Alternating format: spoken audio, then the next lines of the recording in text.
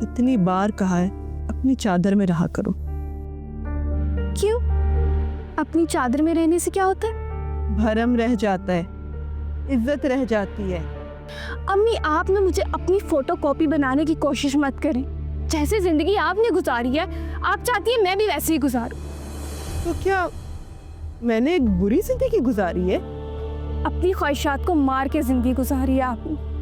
मैं अपनी जिंदगी खुद जीना चाहती हूँ, अपने फैसले खुद करना चाहती हूँ, ताकि कल को मैं किसी को कसूरवार ना ठहराऊं।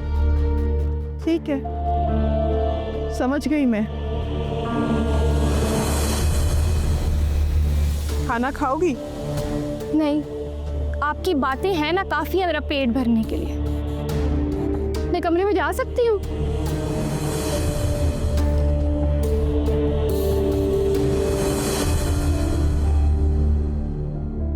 तौबा तौबा, इस लड़की को कौन समझाए।